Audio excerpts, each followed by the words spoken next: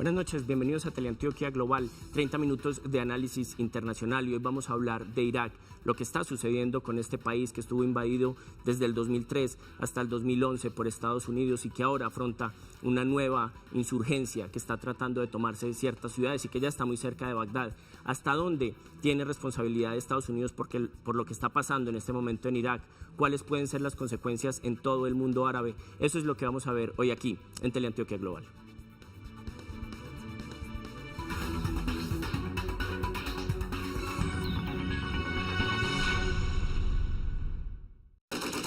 La toma de la ciudad de Mosul al norte de Irak por solo 800 insurgentes del grupo Estado Islámico de Irak y el Levante, ISIS por sus siglas en inglés, que derrotaron e hicieron desertar a 30.000 integrantes del ejército oficial, dejó en evidencia la debilidad del Estado iraquí y puso en duda la frase de Barack Obama, que a la retirada de las tropas estadounidenses en 2011 afirmó que Irak es un país soberano, estable y capaz de valerse por sí solo. En medio de la crisis surgen dos preguntas clave para la geopolítica mundial. ¿Puede la actual crisis llevar a la desintegración de Irak? ¿Y es la situación de Irak un fracaso en la política internacional de Estados Unidos? Frente a la primera pregunta, la respuesta parece ser afirmativa, no solo porque la intención del grupo insurgente es separatista, sino además porque ha conseguido profundizar las diferencias entre las dos corrientes principales del Islam, cuyo enfrentamiento comienza en el siglo VII por una disputa en la sucesión de Mahoma, pero que a lo largo de la historia se ha convertido en un enfrentamiento armado y político por el poder.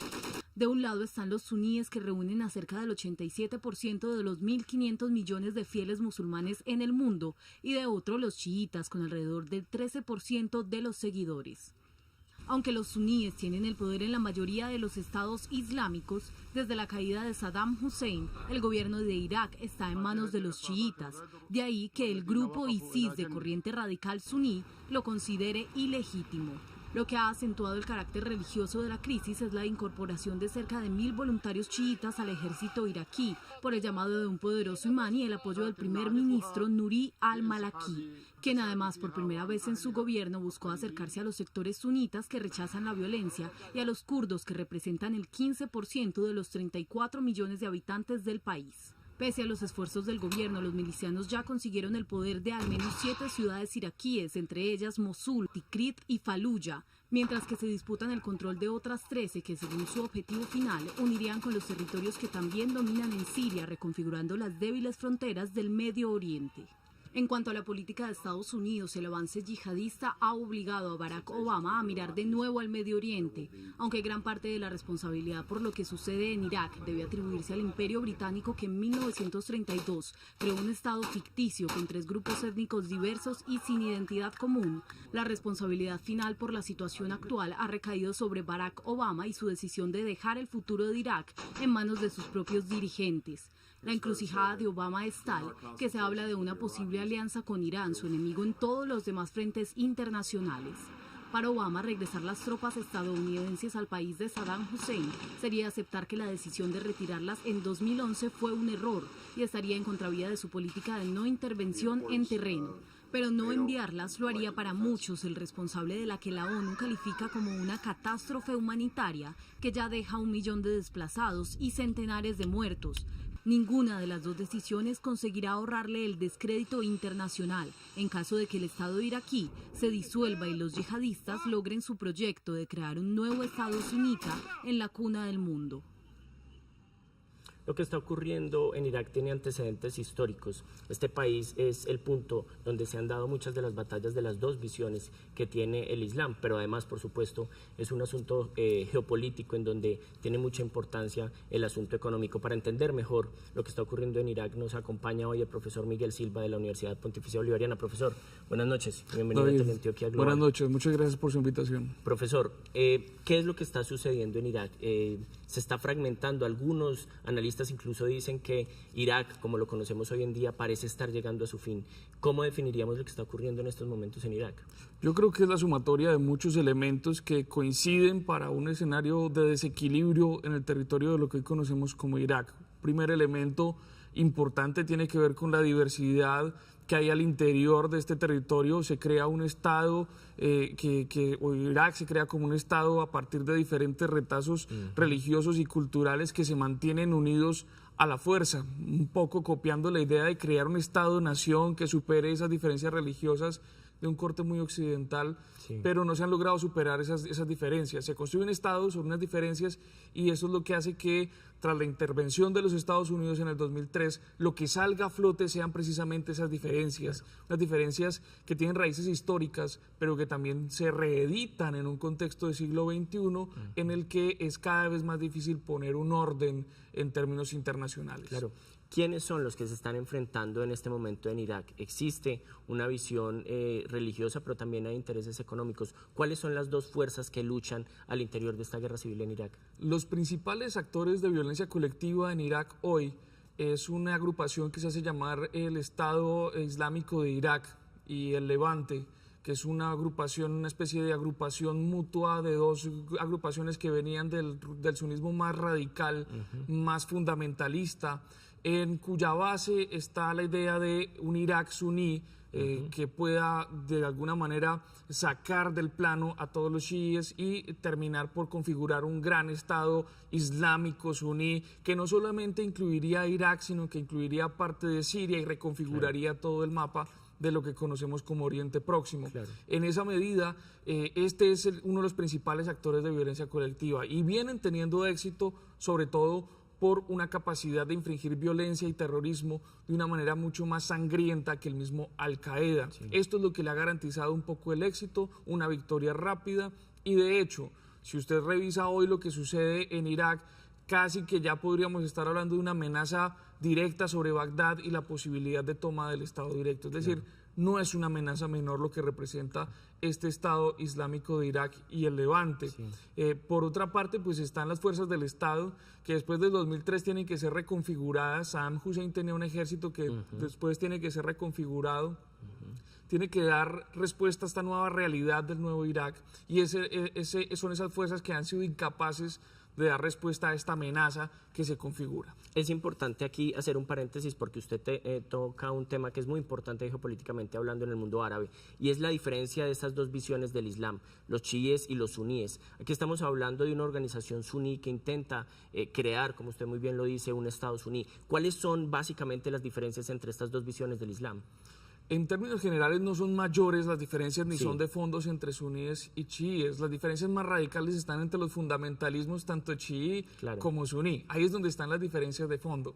Para los suníes se trata de una interpretación diferente que tienen los chiíes de la Sharia y de la ley islámica. En este sentido, pues de lo que se trata es de una disputa por sucesiones, por un asunto cultural, también religioso. Algunas prácticas cambian. Si uno mira cómo se comporta el sunismo en Arabia Saudí, por ejemplo, es mucho más conservador que en otras partes del mundo. Ambos son internacionalistas. El chiismo también tiene una agenda internacional que encabeza en este momento de Irán. Entonces, claro, si uno lo mira desde una perspectiva geopolítica, si lo mira desde una perspectiva que vaya un poco un marco mucho más amplio, pues las diferencias no son sustanciales. Hay unas diferencias que sí se marcan en términos de identidad y que son remarcadas frecuentemente por los extremistas, tanto chiíes como suníes. Claro. Ahí es donde está el punto más complicado. Pero la situación y la ubicación tan geoestratégica de Irak hace que, bueno, además esté al lado de Siria, uno de los países, si no el más, uno de los de mayor conflicto en este momento en el mundo árabe, casi que es uno de los rezagos de esa primavera árabe del 2011. ¿Cómo puede afectar este conflicto al vecindario y en general a la geopolítica del Medio Oriente, que además tiene una profunda influencia en la economía mundial con el tema petrolero?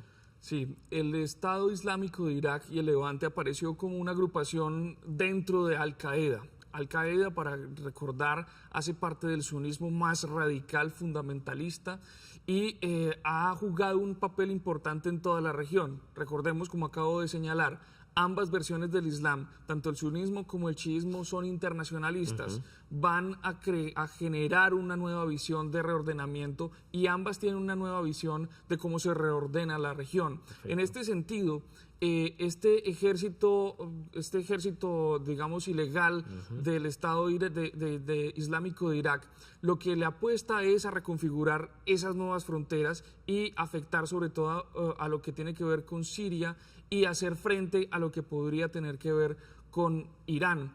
Esto es importante tenerlo en cuenta, sobre todo porque en Irak más del 70% de la población hoy es chiita, Sí. y había sido mantenida, digamos, contenida por Saddam Hussein, y Saddam Hussein había gobernado con una minoría suní. Una vez se hace la intervención en Irak, los Estados Unidos, llega la democracia y se reconfiguran estas fuerzas. Perfecto, profesor. Es que aquí el asunto de Estados Unidos toma un papel importantísimo, pues porque estuvo desde el 2003 hasta el 2011. ¿Cuál es la situación en Estados Unidos? ¿Cómo se va a mover la geopolítica y las relaciones exteriores del gobierno de Barack Obama? Eso lo vamos a ver en un segundo acá en Teleantioquia Global.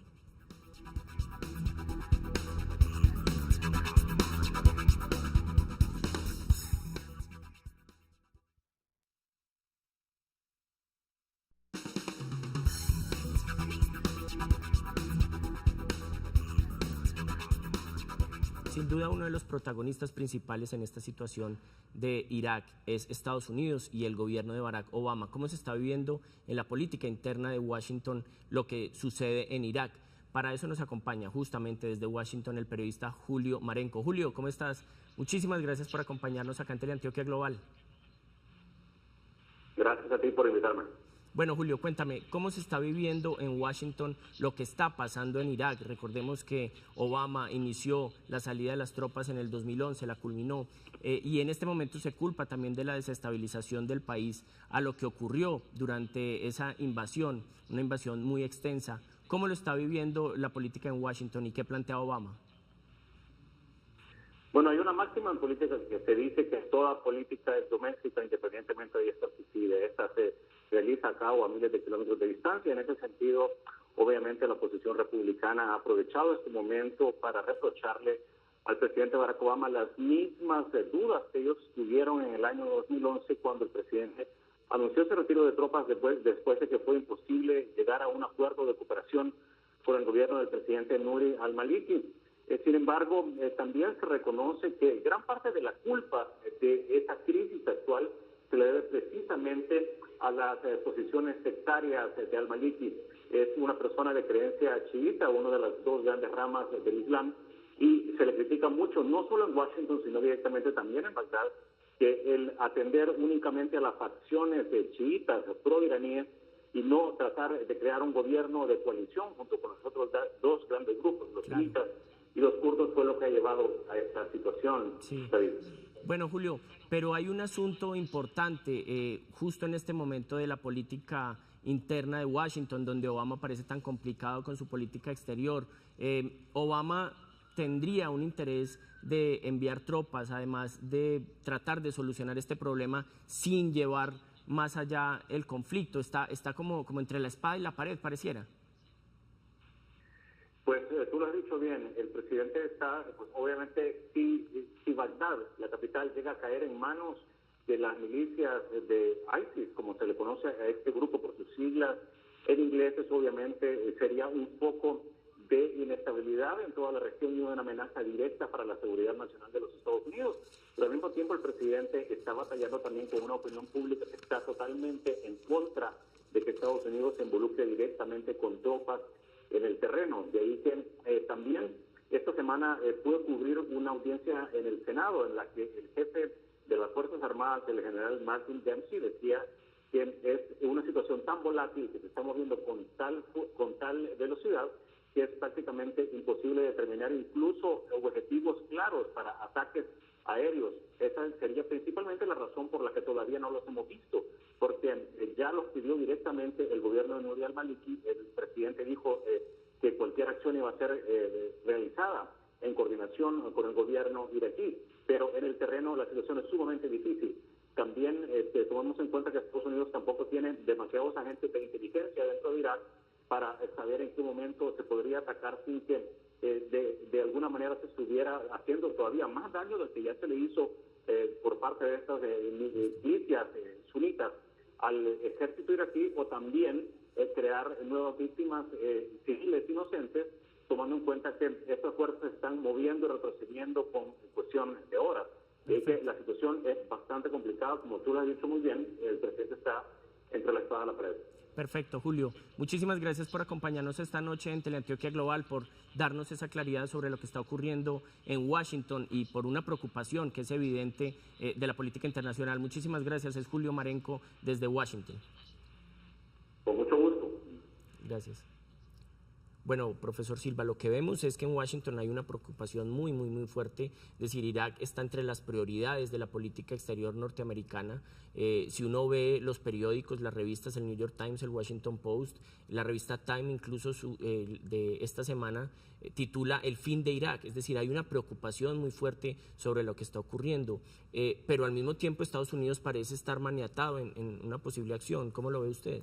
Sí, sin duda está cosechando una serie de errores que vienen incluso desde antes del 2003, pero muy visiblemente desde la intervención del 2003. Esta intervención acaba con cualquier posibilidad de mantener el control sobre Irak. De alguna manera abrieron la puerta para que este tipo de sucesos comenzaran a tejerse y a enredarse mucho más. Estados Unidos hoy juega una política exterior mucho más pragmática que en la era republicana. Barack Obama ha intentado tender lazos con el chiismo y sobre todo con Irán, con la República Islámica de Irán, para permitir una salida y forzar aperturas en este difícil escenario geopolítico regional. Los Estados Unidos hoy están en una especie de encrucijada en Irak que podría ser similar a la de Siria, Claro. como que están inmovilizados, obligados muchas veces a actuar, pero sin la capacidad para hacerlo de una manera contundente. Es que ese es el asunto, profesor, porque al ver lo que está ocurriendo en Irak y al ver lo que ocurrió en Siria, lo que está ocurriendo en Siria con uno de los conflictos más sangrientos de la última década, pues uno empieza a ver una inestabilidad muy fuerte. Y eso es lo que vamos a hablar en un segundo acá en Teleantioquia Global cuando regresemos.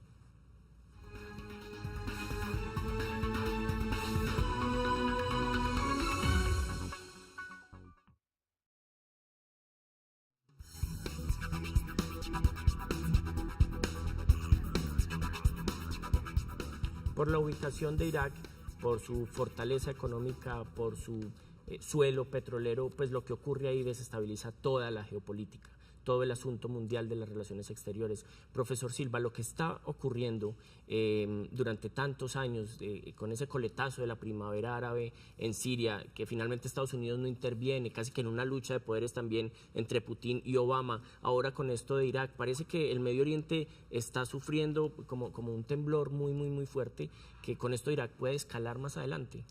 Sin duda es una región que está pasando por un momento bastante complicado. Gran parte, insisto, de la responsabilidad de lo que sucede hoy tiene que ver con esas intervenciones irresponsables tras los atentados del 11 de septiembre que finalmente generaron una condición mucho más inmanejable para los Estados Unidos. El Irak de hoy es mucho más inmanejable para el presidente Barack Obama. Produce una serie de elementos como este Estado Islámico de Irak, que es brutalmente mucho más destructivo que Al-Qaeda. De hecho, como lo hemos señalado hace un momento, Al-Qaeda rechazó que esta parte hiciera parte de ellos mismos, claro, por los métodos que utiliza. Eso es increíble, es decir, su violencia es tan extrema que la misma Al-Qaeda, se han dado crucifixiones, se han dado decapitaciones, se han dado una serie de maltratos y de asesinatos de niños, a tal punto que Al-Qaeda misma dice que esto es un grupo que se le ha salido de las manos. Es decir, ¿cuál será el nivel de violencia de este grupo desde que Al-Qaeda lo rechace? Sí, casi que han hecho sonrojar a los más fundamentalistas y extremistas dentro del sunismo.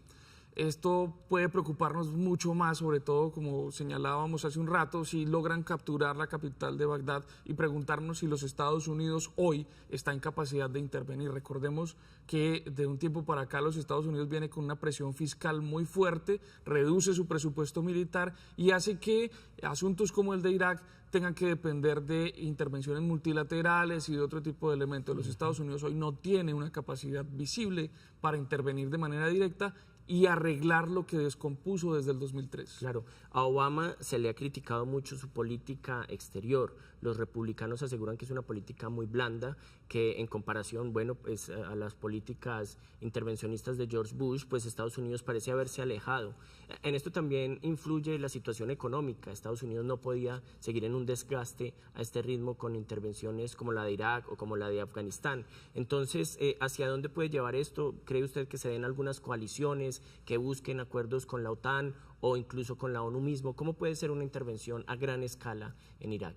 Sí, no solo es una política blanda, como señalarían los republicanos, sino que yo señalaría que es más bien una política mucho más pragmática, claro, buscando resultados. Por eso se está acercando a Irán, tratando de recomponer esas relaciones tan complejas con el chiismo, tratando de tener puentes de entendimiento, cosa que no hicieron los republicanos y que en realidad en gran parte son responsables de lo que sucede hoy en esa región del mundo por una política exterior moralizada que emprendieron en la cabeza del gobierno de George Bush hijo, sí, cuando se entendía las relaciones internacionales como un asunto moral. Hoy estamos ante un escenario de capacidades precisamente. Los Estados Unidos hoy no tienen la capacidad para intervenir solo, no lo va a hacer luego de haber salido en el 2011.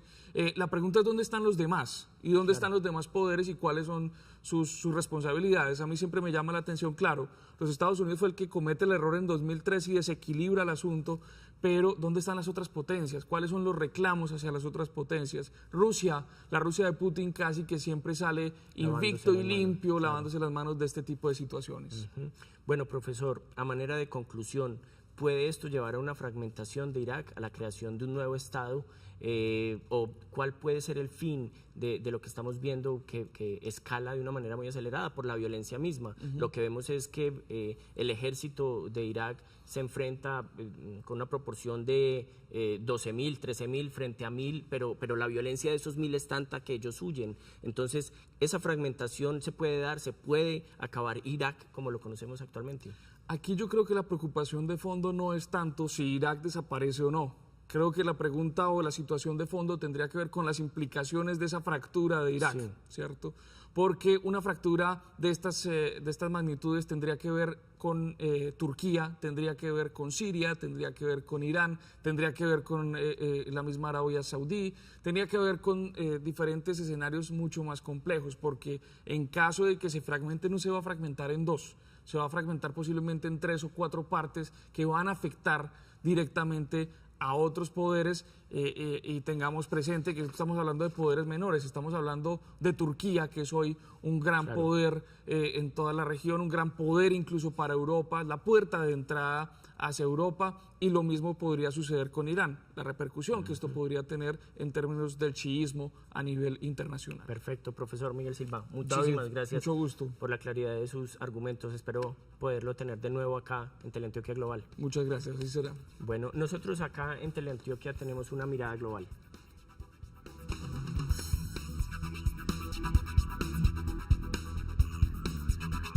Antes de terminar nuestro programa, ponemos aquí en Teleantioquia una mirada global. 3 temas que serán noticia esta y la próxima semana. El primero de ellos es la primera semana de Felipe VI como nuevo rey de España. ¿Cómo afrontará esta nueva etapa de la monarquía en medio de tantas críticas que se le han hecho al sistema en el país ibérico? El segundo tema es la deuda externa en Argentina, este país del sur que ha tenido tantos problemas con su economía en los últimos tiempos. A pesar de la evolución y del pago juicioso que se ha hecho de la deuda, hay nuevamente inconvenientes. ¿Hasta dónde puede llegar esta crisis en el gobierno de Cristina Fernández de Kirchner? Y el tercer tema es lo que está ocurriendo alrededor de las filas del chavismo, luego de la salida de un ministro del gabinete de Nicolás Maduro que aseguró que el presidente no tiene la misma solidez ni la misma influencia de poder que tenía su antecesor Hugo Chávez. Eso es todo por hoy. Recuerden, nos vemos dentro de 8 días, el miércoles, aquí a las 9:30 de la noche, Teleantioquia Global. Más análisis, mayor profundidad y nuevos invitados. Buenas noches.